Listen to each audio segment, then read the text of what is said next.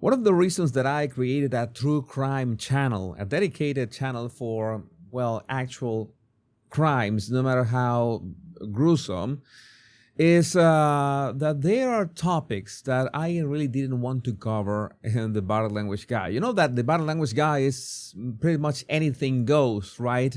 And I didn't want it to become that much of a royal channel, so I spun off the Royal Rogue. And then when I went into politics, I decided to spin it into the Power Pundit. But the Crime Coroner, if you are here, you know what you're going to watch. If you are uneasy, if you don't feel, seeing the absolute worst cases, like the one that we are going to review right now, you still have time to, just check my other channels. But this is really heavy metal, but I absolutely need to talk about this. This was a case, a father, well, this guy, essentially the guy you see in handcuffs. In 2015, he entered the house of this family and he stabbed this 6-year-old repeatedly in the head and, of course, to death. And he stabbed him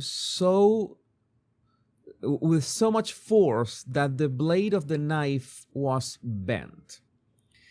And now, just 10 years after that, he is walking a free man.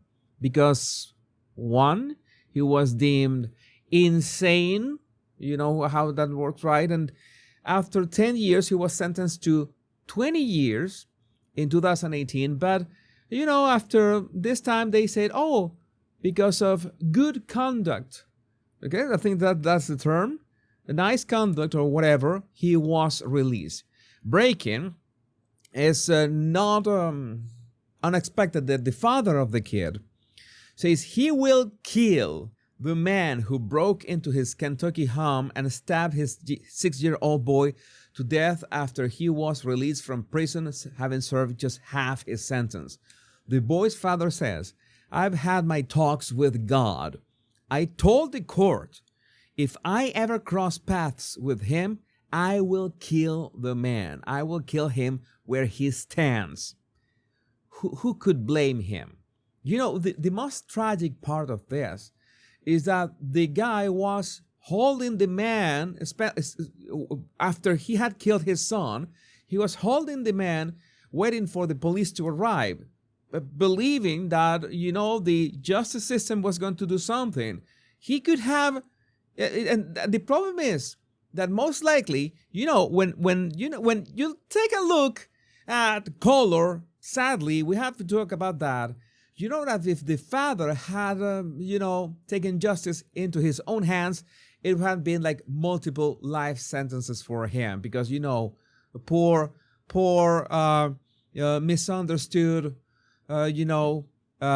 monsters, that they are insane or something, and we have to literally walk free 10 years after stabbing a 6-year-old to death in his bed.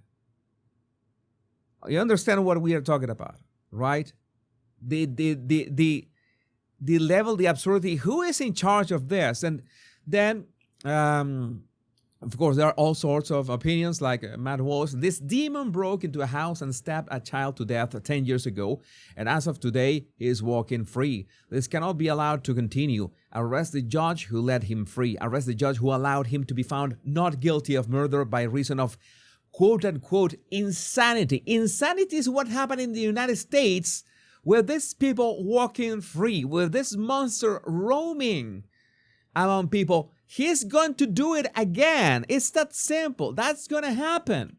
It's going to happen. It's not that I don't need a crystal ball or something like that or have powers. That has happened time and time again.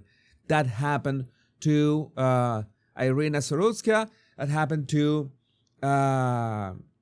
this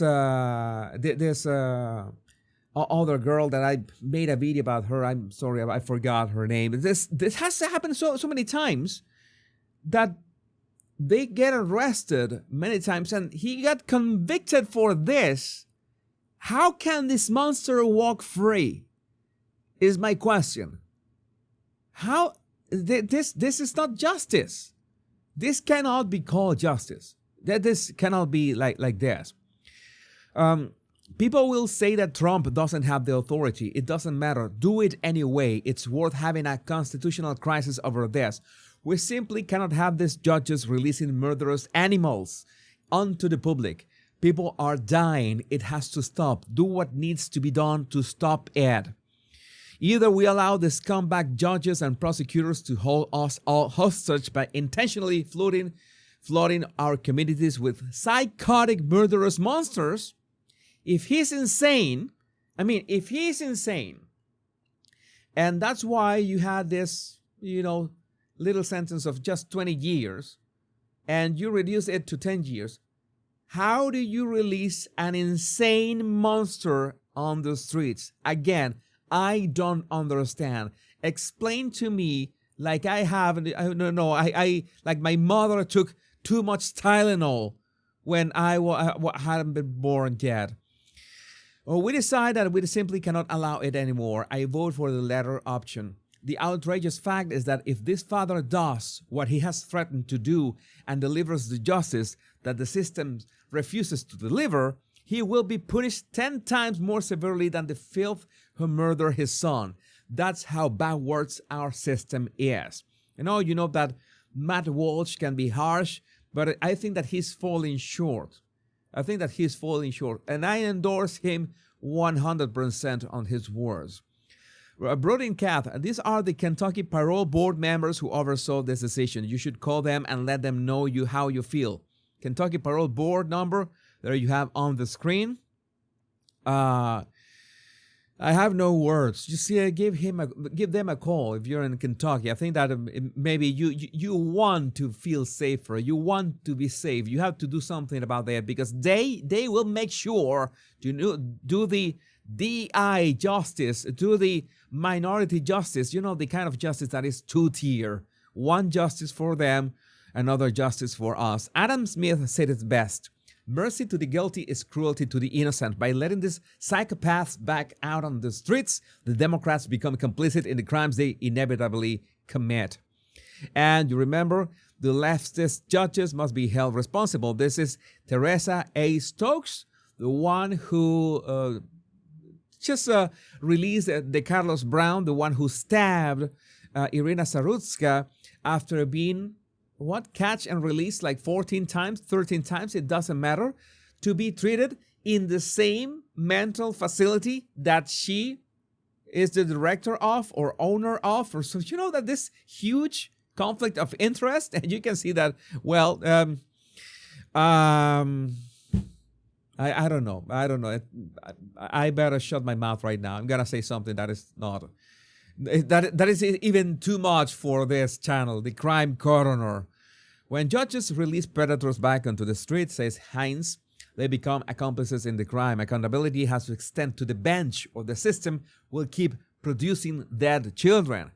Cassandra McDonald, nobody sane is breaking into homes and murdering children. The insanity defense needs to be abolished and capital punishment expanded. Yes, I agree.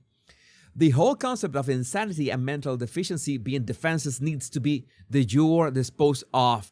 It's obviously a pretext for letting the worst element of society to continue to do evil, says Watt. Scott Snyder, honestly, Matt, as a former homicide and sex crime detective, it makes me absolutely furious that these judges are doing this soft on crime stuff. Some offenders cannot be rehabilitated. And even if this guy can, that's really not the point. An offender who will break into a house in the dead of the night and kill a child, that's a whole different kind of animal. We need to start holding these judges accountable, and the killers need to serve their sentence. I'm disgusted. We need a violent offender registry exactly like the sex offender one. We should update them to include the judge's name and signature so people don't need to spend hours of research to find out what judges to hold accountable when they reoffend. That is great. So when a judge decides to release somebody who has done something truly horrific, they have to be punished in some way as well. Like this is your fault as well. You have to pay for this as well in some way or another.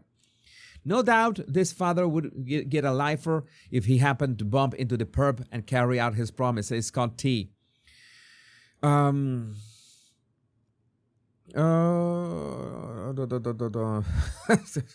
say there's other opinions in here. I'm not gonna read this. I cannot imagine as a parent having to go through this. This is injustice. This is enabling evil and horrendous crimes. I'm sure every parent can relate to this dad. The criminal doesn't even deserve to be in prison. He deserves a firing squad. I mean, I created the crime coroner at some point, for the unsolved crimes, but I think the justice in the United States is pretty much unsolved. So this is part of, we can say that, an unsolved matter. This has to be solved, because if not, then nobody, no innocent person in the United States will be safe. This is just tragic, horrific, and so upsetting. And so that's why I'm covering this. And if you like this topics, well, stay here. Make sure to like and subscribe. Let me know what you think about this in the comments. My name is Jesus Enrique Rosas. I'm the crime coroner. Much love and bliss.